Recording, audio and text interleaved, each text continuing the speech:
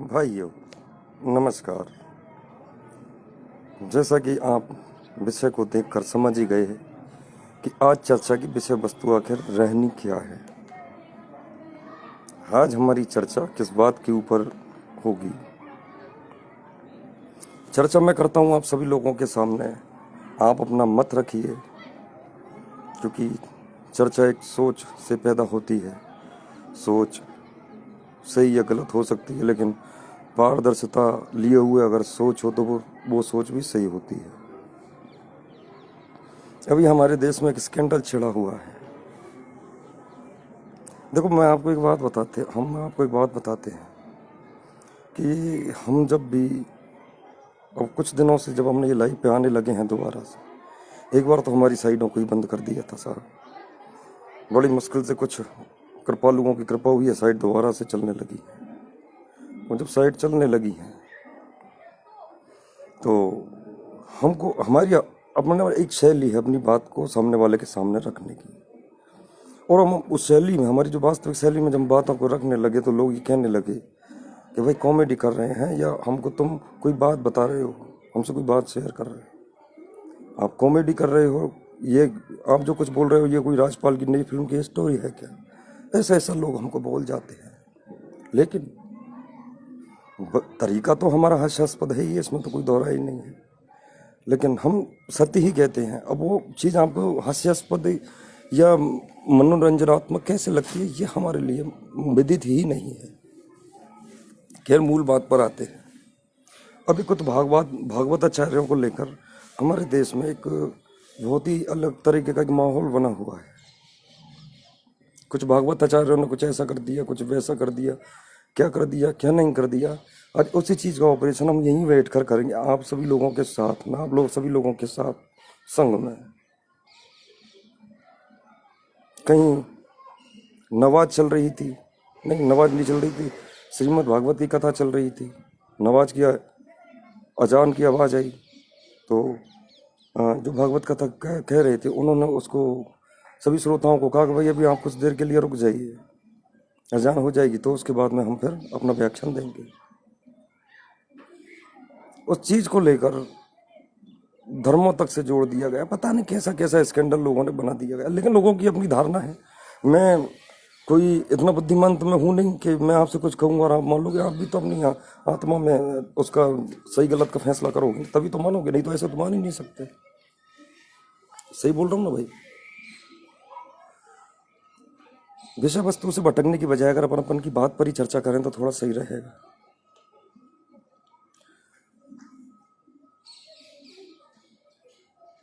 तो उन साध्वी जी ने वो थोड़ा सा क्या बोला, लोगों को धर्म की हानि लगने लग गई और ऐसी ऐसी बातें लोगों के सामने आई कि ये हमारे धर्माचार्य ऐसा कर क्यों रहे हैं, क्या कर रहे हैं, ये धार्मिक व्याख्यान के बीच में ये अल्ली और ये क्या क्या चीज़ कहाँ से आ गई, क्यों आ गई, ऐसा कि प्रश्न उठाया जाने लगा। बात सही थी। लोगों की अपनी टेंडेंसी, वो अपनी उनकी सोच है, वो खुद सोचेंगे। लेकिन मैं आपसे एक बात पूछना चाहता हूँ। हमारी गंवारू भाषा में कहावत है कि नकटी देवी का पुजारी हमेशा बेशरम ही होता है। मतलब जैसे लोग, जैसा देश वैसा वेश। अब भागवत आचार्यों की बात ही आ गई है, इनकी मर्यादाओं को भंग करने की बात ही आ गई है, तो फिर अब खुल के ही बात करेंगे तो उसमें मजा आएगा। सब लोगों के साथ में, सभी बैठे हुए हैं ना अपन एक साथ में एक जाजम पे, तो अब चर्चा करेंगे। हाँ, मुझे एक छोटी सी एक बात बताइए। ये भागवत होती है। अब हम जब भागवत कराते हैं तो हम किसी विशेष प्रयोजन की वजह से वो भागवत कराते हैं। और विशेष प्रयोजन ये होता है कि हमारे जो पितृ हैं अधोगति में हैं वो संतृप्त होकर उनकी गति हो, और या फिर जो पितृ हमारे हैं, जिन पितरों को और ज़्यादा उन तक उनकी आवश्यक सामग्रियों को आदान प्रदान हेतु पहुँचाने होती है, पुण्य प्रताप में बढ़ोतरी करने हेतु हम श्रीमद् भागवत का पाठ कराते हैं। ये बात सही है। अब हमारे श्रोताओं को देख लीजिए, क्या श्रोता भी उसी श्रीमद् भागवत कथा वाचक को ही अपने पास में बुलाएंगे, जो गाएगा ज़्यादा सुनाएगा कम, जो बड़ा मधुर संगीत बजाएगा उसी भागवताचार्य को बुलाएंगे, संगीत के साथ में सुनाएगा, संगीत की तरह तरह की विधाओं को बताएगा, तरह तरह के मानसिक क्रियाकलापों को क्लियर करके बताएगा।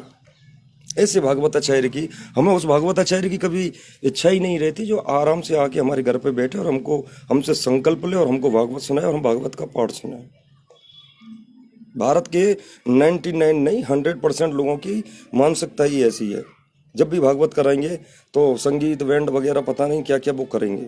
करने के बाद में वो उस भागवत आचार्य को निमंत्रण देंगे जो संगीत के साथ में, मधुर गानों के साथ में वो गा सकता है। गलत तो नहीं बोल रहा हूँ। तो हम लोगों की टेंडेंसी ही ये बन गई है कि हमारे जो भागवत आचार्य हैं वो संगीतज्ञ होने चाहिए और बजाय व्याख्यान के संगीत की निपुणता के जरिए वो लोगों को समझाने की कोशिश करें। गलत तो नहीं बोला। उसमें समझिए समझाए इसका खेल नहीं है, केवल संगीत की मधुर ध्वनि है, अपना मनोरंजन है और उसमें खो के रह जाना है, बस इससे ज़्यादा कुछ भी नहीं। सत्य बात तो ये होती है कि जो लोग अपने घरों में भागवत कराते हैं वो भागवत कराने वाले ही उस 7 दिन की भागवत के दरमियान इतने बिजी रहते हैं, अपने शेड्यूल को इतना बिजी रखते हैं कि वो खुद बैठकर ही भागवत नहीं सुन पाते। और उधर जो भागवत आचार्य बैठे हैं मंच के ऊपर वो बड़े संगीत में बड़ी मधुर और बड़े तरह तरह की लीलाओं से लोगों को मनोरंजन कर रहे हैं। अब मनोरंजन कर रहे हैं, धर्म की व्याख्या कर रहे हैं, धर्म के जगह ये मोक्ष बता रहे हैं, या वो क्या कर रहे हैं ये समझ में ही नहीं आता। लेकिन वो संगीत में भागवत क्यों करने लगे? वो संगीत में भागवत तब करने लगे जब लोगों को संगीत में भागवत रास आने लगी, लोगों को संगीत में भागवत करवाने का चलन बढ़ने लगा। और वो जो भागवत आचार्य हैं वो कोई धर्म के प्रवर्तक नहीं, वो कोई धर्मगुरु नहीं है, कोई धर्मोपदेशक भी नहीं। वो सारे जो भी हैं वो जानते हो क्या है? मेरी छोटी सी एक दृष्टि में वो व्यापारी से ज़्यादा कुछ भी नहीं। वो व्यापार करते हैं। केवल एक भागवत कराइए 10 लाख 15 लाख 20 लाख लेंगे। आप एक बात बताइए मुझे, करोड़ों अरबों में ये भागवत आचार्य खेल रहे हैं, कहाँ से आ गया? ठाकुर जी तो इनको आगे दे नहीं गया था। इनकी कथाओं की रेट ट्राई कर लीजिए, कौन सा बापू कितना रुपया रेट चार्ज करता है। ये व्यापारी हैं, ये धर्म का व्यापार कर रहे हैं केवल, और इनको केवल धर्म का व्यापार करना है, इनको किसी भी धर्म से मतलब नहीं। अब जब मार्केट में ट्रेंड चला कि भागवत हमको सुननी है केवल संगीत के साथ में, मधुर वो गाने बजाने के साथ में, उन्होंने अपना ट्रेंड बदला। जो अच्छा गाने लगा वो सबसे अच्छा बेहतर, भारत का सबसे टॉपर भागवत आचार्य हो गया। काफी धन कमाया, पैसा कमाया, राजनीति में पता नहीं क्या क्या किया, सब आपके सामने है। इसमें कहाँ गलती थी भागवत आचार्यों की? भाई पसंद तो आम आदमी की, तुम लोगों की ऐसी बन बैठी कि भागवत में जब तक मनोरंजन नहीं होगा, संगीत नहीं होगा, और ये नहीं होगा और वो नहीं होगा। संगीत होना चाहिए, संगीत होना चाहिए, लेकिन संगीत का एक तरीका है, संगीत की एक लय है, एक ताल है और एक निश्चित समय है। ये तो नहीं कि सारी भागवत के दौरान जब मन में आए जब ही वो बजना शुरू, और वो अपने व्याख्यान जो दे रहे थे उसको समझाने की बजाय वो संगीत के जरिए बात को पूरी रफा दफा करना, भले सामने वाले के समझ में नहीं आए, भले वो दिमाग में उसके में कुछ भी ना चढ़े, टाइम टाइम फिर संगीत के साथ में चाहिए। अब वो जो श्रोता है वो भागवत सुनने नहीं आया, वो संगीत की मधुर धुनों को सुनने आया है केवल भागवत के पंडाल में। उसको भी ज्ञान से कोई मतलब नहीं है। नहीं तो वो उन भागवत आचार्यों को 1 मिनट में इस बात के लिए टोक देता कि महाराज जी आप ये संगीत का उपयोग करिए, लेकिन संगीत का उपयोग करने के साथ में विधाओं को खोल कर भी समझाइए। अब उस श्रोता को ये मालूम नहीं है कि पंडित जी तो क्या तो कह रहे हैं, और उधर पंडित जी इस बात को ताड़ गए कि इन श्रोताओं को क्या चाहिए? केवल मधुर संगीत, अच्छी धुन, अच्छा गाना बजाना, और वो हो गई भागवत। तो हमारे भागवत आचार्य जो थे वो इसी ट्रेंड में ढल गए, और ढलने के बाद में उन्होंने इसको एक बिजनेस की तरह से लिया, और वो बिजनेस आज काफ़ी फला फूला और काफ़ी बड़ा भी। और देश के जो बड़े बड़े भागवत आचार्य जितने भी हैं सबको देख लो, हजारों करोड़ में खेल रहे हैं।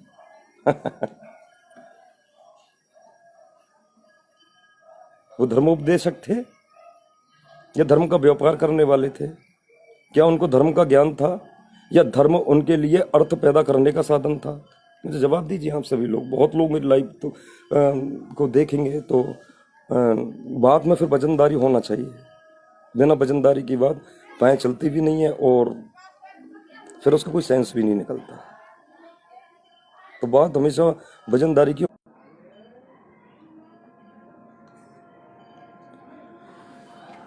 अभी नेट की कनेक्टिविटी में थोड़ा सा परेशानी आई, इसलिए मैं रुक गया, कष्ट के लिए माफ़ी चाहता हूँ। तो वो एक बात हो गई। जैसे श्रोता मतलब जैसी वो मैंने अभी शुरू में कहावत बोली थी, जैसी नकटी देवी का पुजारी हमेशा बेशरम ही मिलेगा। तो जैसे श्रोता हो गए, जैसे श्रोता हो गए वैसे ही भागवताचार्य हो गए। जो श्रोता सुनना चाहते थे, जैसा देखना चाहते थे, वही उन भागवताचार्यों ने उनको दिखाया और वो ही किया। एक चीज। अब आइए दूसरी बात पे। मेरे एक चीज समझ में नहीं आई कि बड़ी बड़ी साध्वियां हुई हैं हमारे देश में, बोलने का काफी मन करता था, लेकिन काहे बोले, क्यों बोले, हमारा का क्या खाया हमारा, हम काहे बोले, हमारा लेना देना क्या। लेकिन जब अति होने लगी, अब अति कैसे होने लगी वो भी हम आपको बताते। श्री कृष्ण के उपासक हैं भाइयों, ये देखिए, श्री कृष्ण की सेवा में रहते हैं दिन के अधिकतर समय में, उसी के उपासक है और उसी की ध्यान में मगन रहते हैं। अब जब श्री कृष्ण के नाम की महिमा का एक गलत तरीके से अगर वो लोगों के बीच में जाएगी तो वो थोड़ा जीत तो दुखेगा। तो मैं क्या एक चीज़ देखता था कि अभी कुछ 15-20 सालों में ये भागवताचार्य आई, कई लड़कियां भागवताचार्य आई, कई नन्ही मुन्नी बच्चियां भी भागवत का व्याख्यान करने लगी। धार्मिक जीवन पद्धति है जीने की,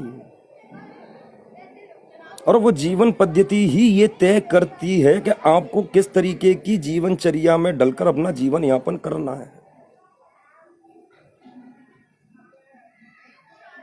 वो धर्म का ज्ञान देने चले थे, वो साध्वियां, वो बच्चियां। अब उन बच्चियों की चलो मैंने की कोई बात, अब उनको व्यास गद्दी पे क्या बैठने का अधिकार है? मैं वैदिक स्तर पे पूछ रहा हूँ। इतने बड़े बड़े धर्माचार्य हमारे देश में बैठे हैं, वो मेरी बात का जवाब देंगे? क्या कोई भी महिला को व्यास गद्दी पर बैठने का अधिकार है? और व्यास तो उपाधि है अपने आप में, व्यास कोई नाम थोड़ी है, व्यास तो उपाधि है। वो जो बताते हैं महाभारत में वेदव्यास, उनका नाम भी वेदव्यास नहीं है, वेदव्यास तो उनके पास में उपाधि थी, वो भी कोई ऋषि द्वैपायन करके कुछ ऐसे उनका वो नाम था। वेदव्यास कोई नाम थोड़ी है। अब उस व्यास गद्दी पे कोई औरत बैठ सकती है क्या? चलो हमने मान लिया कि समय का प्रभाव था, वो औरत आगे उस पर व्यास गद्दी पे बैठ गई, या लोगों के संसार से जब विरक्ति हो जाती है, दुनियादारी से इंसान कट जाता है तो संत प्रवृत्ति की तरफ मोड़ी जाता है। तो कई घर परिवारों में हमारी बहन बेटियां भी ऐसी होती है जो ऐसी कट जाती है दुनियादारी से छोटी उम्र में। तो मैं ये मान सकता हूँ कि वो जो हैं, जो हमारी बहन बेटियां जो दुनियादारी से जिनके दिमाग में विरक्ति हो चुकी है, संन्यास ग्रहण कर सकती हैं। मैंने तो होता देखा है। तो मैंने मान लिया कि कोई बात नहीं, आज समय का चलन है, ऐसी स्थिति है, तो वो व्यास गद्दी के ऊपर स्त्रियों का बैठना तो निषेध है, लेकिन बैठ गई तो अच्छी बात है, बैठना चाहिए। समय की मांग है, समय का प्रभाव है, क्या कर सकते हैं। यहां तक भी ठीक, यहां तक भी झेला। मुझे कोई बुरा लगने वाली, मुझे क्या किसी भी कृष्ण उपासक को बुरा लगने वाली बात नहीं रही होगी, क्योंकि हम कंप्रोमाइजिंग नेचर वाले लोग होते हैं। लेकिन इससे आगे जब हमने देखा कि वो साध्वी जी केवल दुनिया दिखाने के लिए साध्वी जी थी, दुनिया पे धर्म का आडंबर उनकी आंखों पर चढ़ाकर अपने आप को धर्म का प्रवर्तक, धर्म का मसीहा, धर्म का जानकार और धर्म का गूढ़ अध्ययन करता केवल दुनिया को वो बता रही थी, वास्तविकता में चरित्रार्थ तो वो ऐसी थी ही नहीं। उनकी हर स्थिति से ये झलका है, हर स्थिति से झलका है। आप साध्वी है, जब दुनियादारी से आपका ये जब विरक्ति हो ही गई तो ये लाली लिपस्टिक किस बात के लिए लगाई? बुरा मत मानना, सॉरी, क्योंकि जब यहाँ पे व्यास गद्दी पर बैठकर धर्म व्याख्यान की बात चल रही है तो हम पूछेंगे वो सारी बातें जो उस गद्दी पर बैठने के लिए आवश्यक होती हैं। कोई भी हिंदुस्तान का, क्या वर्ल्ड का भी धर्मगुरु मेरी बातों का जवाब दे दे, क्या मैं अपनी जगह गलत हूँ? गलत तो मैं इसलिए नहीं हूँ क्योंकि मैं धर्मयुक्त, नीतियुक्त, तर्क संगत बात कर रहा हूँ। आखिरी वो चीज, आप सामान्य जीवन जिए और धर्म का व्याख्यान कीजिए, हमें बुरा नहीं लगेगा। लेकिन जब आप ये पाउडर, फेशियल, ब्लीचिंग करवा के और ये ऐसे हमने इन पे होठों पे लाली लगा के, इन बाहों को बनवा के, सेट करवा के, और फिर जब आके आप उस गद्दी पे व्याख्यान दोगी तो दिल को बुरा लगेगा, क्योंकि वो मॉडलिंग की जगह नहीं है। वहां तुम्हारी शैली और तुम्हारा ज्ञान ही तुम्हारी सुंदरता की पहचान कराएगा, ना कि आपकी ये भारी जो चटक भटक जो दिखाने की कोशिश की जाती है। अब इसको लोग ये कहेंगे प्राकृतिक है, तो प्राकृतिक है तो फिर ये बनावटीपन इनके चेहरे पे कहां से आ जाता है कि ये आंखों की भौं सेट और ये लाली सेट।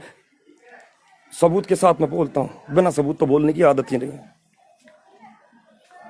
जब तुम संसार से ही विरक्त हो तो इस सुंदरता की ये मोह माया, ये दुनिया कहां से आ गई? जब तुम खुद ही इस चीज से आजाद नहीं हो। नाखून मॉडलों के से तो नाखून होते हैं इनके, देखिए किसी भी साध्वी को उठा के, एक साध्वी जी को तो बड़ा एक साध्वी जी तो बड़ा गा गा के और सुनाती थी लोगों को। चलो यहाँ तक भी ठीक है, चलो गा के सुना लीजिए। एक साध्वी जी को हमने देखा वो बड़ा तगड़ा जोश भरा, वो तो व्यास गद्दी के ऊपर ही नाचने और मटकने लग गए। साहेब ये धर्म की धज्जियां बहुत पीछे से उड़ रही हैं। जो लोग वर्तमान में अब छछूंदर टाइप के ऑब्जेक्शन उठा रहे हैं ना, वो बोल रहे हैं कि अजान रोक दी, इन्होंने धर्म की हानि कर दी। धर्म की हानि इन्होंने आज से नहीं की, धर्म की हानि मैंने इतना कारण गिना दिया, ये बहुत दिन से करने में लगे हुए हैं। तब क्या तुम लोगों को तुम सांप सूंघ गया था क्या? इन साध्वियों के मैंने देखे हैं 10-10 लाख की फ्रेंड फॉलोइंग होना चाहिए।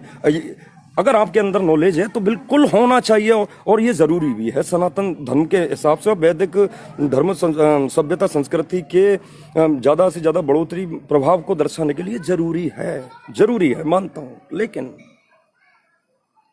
अगर उन्हीं फोटोओं में फिर हम जीन्स के पैंट के साथ में हम तुम्हारा फोटो देखेंगे उन साध्वीजियों का, उन साध्वीजियों को, किसी साध्वी को देखेंगे मतलब ऐसे अलग अलग मुद्राओं में साध्वी जी ऐसे लिपस्टिक लगा के, क्या है?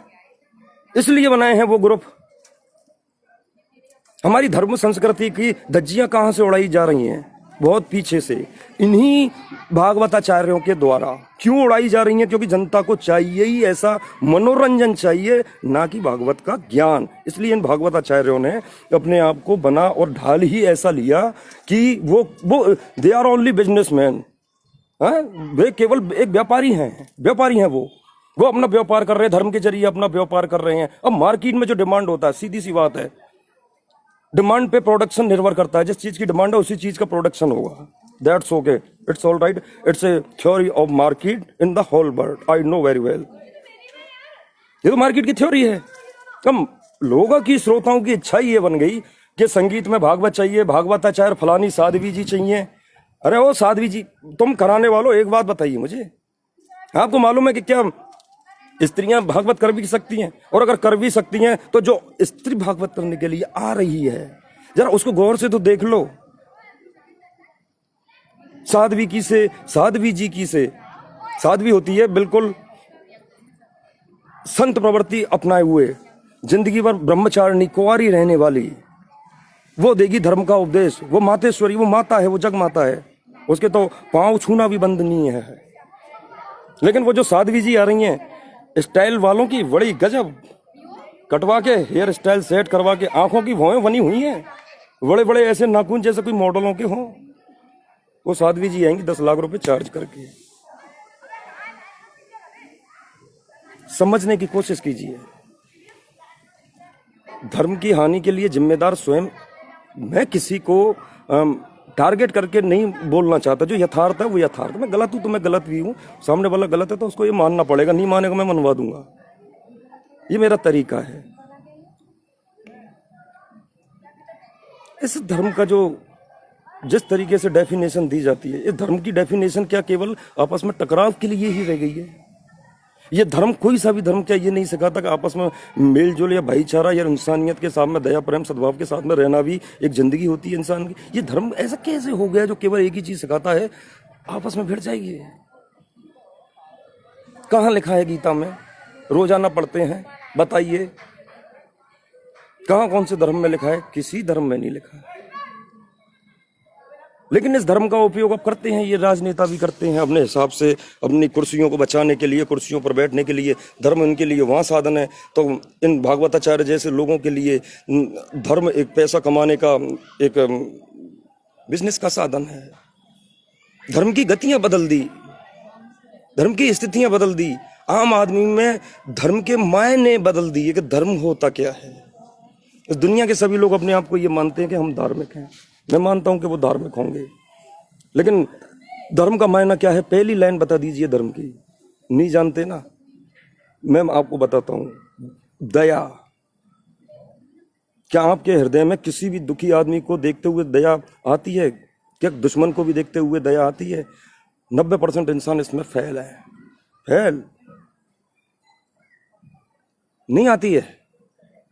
तो तुम धर्म पे टिकी खा रहे हो। अब ये क्या वंडर नाटक है, मैं हिंदू बन गया और मैं मुसलमान बन गया फलाना ठीक है। अरे तुम्हारे ये हिंदू और मुसलमान बनने की छोटी मोटी चोचलेबाजी की वजह से बहुत सारे लोग इस धर्मों का राजनीति का व्यापार करके कहां से कहां पहुंच गए और तुम लोगों का ही शोषण करते हैं। अरे मेरे अवाम की सोई हुई नस मैं तुझे दबाने का रोजाना प्रयत्न करता हूं। उम्मीद है, विश्वास है किसी दिन तू जागेगी, क्योंकि इस नस को मैं, इस सोए हुए अवाम की इस नस को मैं जब भी जगाने का कोशिश की है, इन लोगों का मुझे तरीका ही समझ में नहीं आया, कभी इन्होंने जगने की कोशिश नहीं की, लेकिन फिर भी मेरे मन को विश्वास है एक दिन जागोगे। खैर, आज मैंने अपने दिल की बात इसलिए आपके सामने रखना जरूरी था। मैं नर्वस हो जाता हूँ जब कोई बात सही या गलत सामने आती है, एक थोड़ा एक नर्वसपन मेरे मन के अंदर भरने लगता है, और वो केवल इसलिए कि जो बात सत्य अगर मुझे लग रही है सत्य, उसको मुझे कहना जरूरी है, अभी कहना जरूरी है। तो उन भागवताचार्यों की स्थितियां वगैरह तो भाई जो बुरा मत मानना, वो लिपस्टिक लगा के, काजल टीकी लगा के, हैं वो थ्रेडिंग व्रेडिंग क्या होती है वो करवा के और ये भागवत की गद्दी पे बैठेंगे, बुरा लगेगा। धर्म की हानि वो है साहब, धर्म की हानि। भागवताचार्य, तुम गीता जी 18 अध्याय जिसमें केवल कर्म और सन्यास के अलावा कोई साधन ही नहीं है जीवन में, तो उसमें कुछ तृप्ति का साधन बताया ही नहीं है पूरी गीता में। तो भागवताचार्य उस देश के, एक चीज मैं आपसे पूछता हूं, तुम खुद दुनियादारी के मोह बंधन और पाशों से तो आजाद नहीं।